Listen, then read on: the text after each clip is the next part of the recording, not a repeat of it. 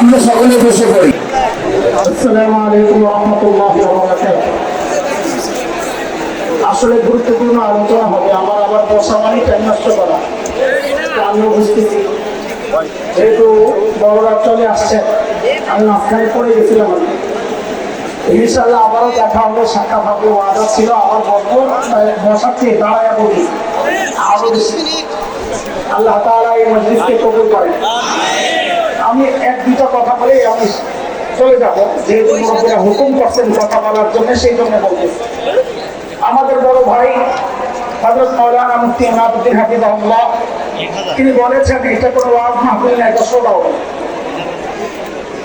আসলে আমাদের বড়রা অনেকেই যখন উঁচু আওয়াজে কথা পালাতে বাধ্য হয়েছিল, রক্ত যখন আফগানিস্তানের জমি স্পর্শ করেছিল, রাশিয়ান শেখ ভল্লুকেরা পালাতে বাধ্য হয়েছিল।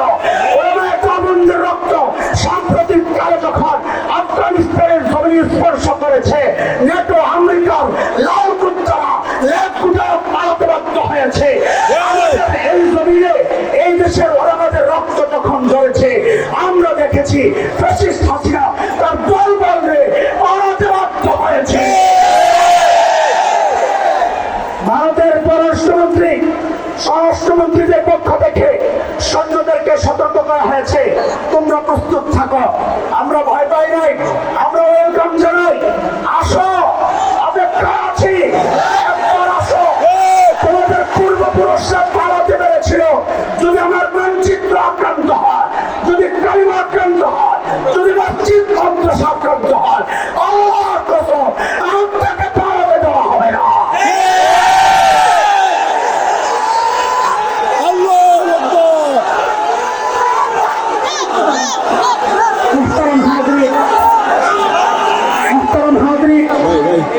আমি তো আলোচনা করবো না, ওই যে বলেছি মাছ আসার জন্য একটু পারলাম, এখন জাল মিশে হবে বসি ভালো হবে।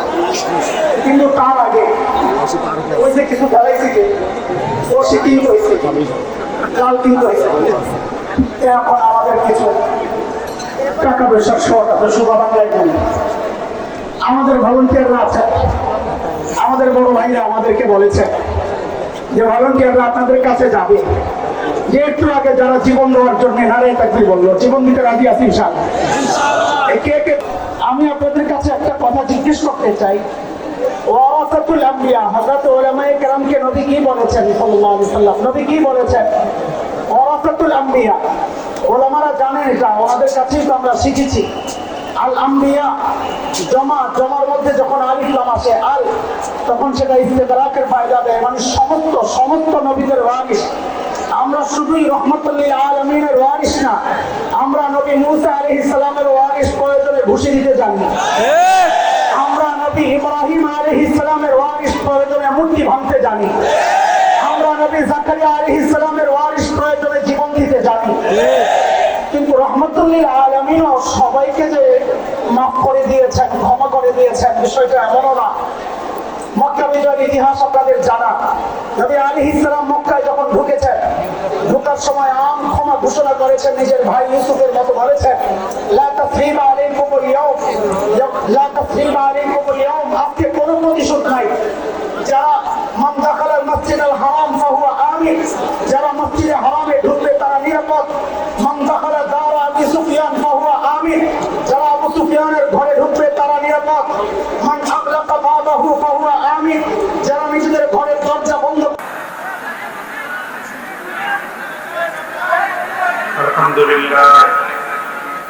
আলহামদুলিল্লাহ নাহমাদুহু ওয়া নাস্তাঈনুহু ওয়া নাস্তাগফিরুহু ওয়া নু'মিনু বিহি ওয়া নাতাওয়াক্কালু আলাইহি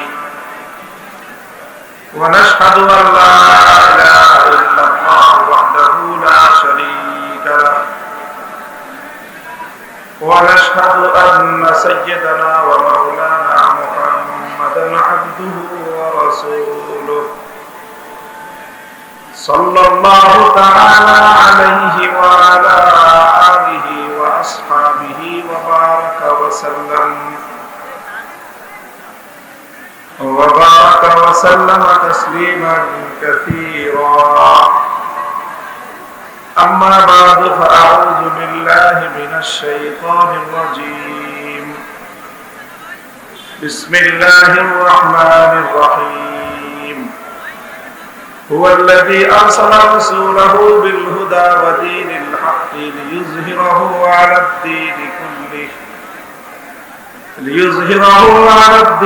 كله ولو كره المشركون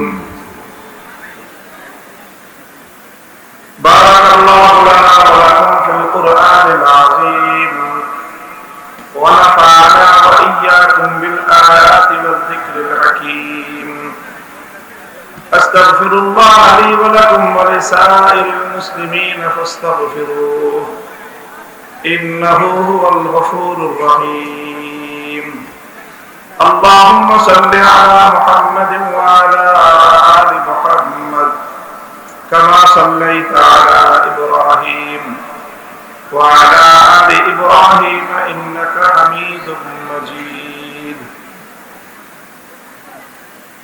জাতীয় সিরাত কমিটির উদ্যোগে আয়োজিত আজিমুস শান সিরাতুন নবী মহাসম্মেলনে উপস্থিত সম্মানিত সদরে ইজলাস মুহতারামুল মাকাম হযরতুল আল্লামা ইমাদউদ্দিন হাফিজাহুল্লাহ, অন্যান্য হযরত উলামায়ে কেরাম, সম্মানিত মুরব্বী সাহেবান, সমবেত নবী প্রেমিক তাওহীদি জনতা, মাহফিলে বক্তব্য আমার 3.5 বছর পর সিরাতুন নবী সাল্লাল্লাহু আলাইহি ওয়াসাল্লামের মাহফিলের মধ্য দিয়ে আমার এই ইফতিতাহ, এই নতুন সূচনা, এটাও যেন আল্লাহ পাক রাসূল আকরাম সাল্লাল্লাহু আলাইহি ওয়াসাল্লামের বরকতে আল্লাহ যেন বরকতময় করেন, আমিন, কবুল করেন, আমিন।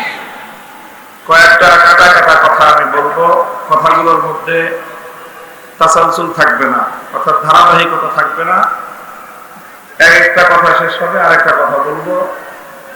সারাদিন আপনারা এখানে আজকের এই মুবারক মাহফিলে উপস্থিত আছেন, হযরত উলামায়ে কেরামের কাছ থেকে রাসূল আকরাম সাল্লাল্লাহু আলাইহি ওয়াসাল্লামের সিরাতের উপর গুরুত্বপূর্ণ আলোচনা শুনেছেন।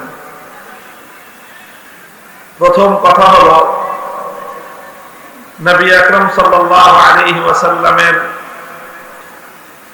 মাকসাদে বিআসাত, যে উদ্দেশ্যে তিনি নবী হিসেবে দুনিয়াতে আল্লাহর পক্ষ থেকে প্রেরিত হয়েছেন, মৌলিক কয়েকটা উদ্দেশ্যের কথা কোরআনে পাকের মধ্যে আল্লাহ পাক রব্বুল আলামিন আলোচনা করেছেন। তার মধ্যে 4টা উদ্দেশ্যের কথা সূরা বাকারা এবং সূরাতুল জুমআর মধ্যে একটু আংশিক পরিবর্তন সহ, একটু 8 পিস সহ, একটা 8 পিস সহ 4টা কথা আল্লাহ পাক বলেছেন। বা'আথা ফিল উম্মিয়্যিনা রাসূলাম মিনহুম ইয়াতলু আলাইহিম আয়াতিহি, বিরুদ্ধে দাঁড়িয়ে দিলেন ডিজিএফআই, এনএসআই সহ প্রত্যেকটা গোয়েন্দা সংস্থা যাদের কাজ ছিল রাষ্ট্রের নিরাপত্তা নিশ্চিত করা, সব কাজ বাদ দিয়ে তারা আমাদের আলেম সমাজকে জাতির সামনে হেয় প্রতিপন্ন করার জন্য তারা মাঠে নেমে নামলো। খালি কাদেরকে বরখাস্ত করতেছেন দেখতেছি আমরা। আমাদের ওই নাটকের সময় কারা কারা ছিল, অনেকের চেহারা আমার মনে আছে।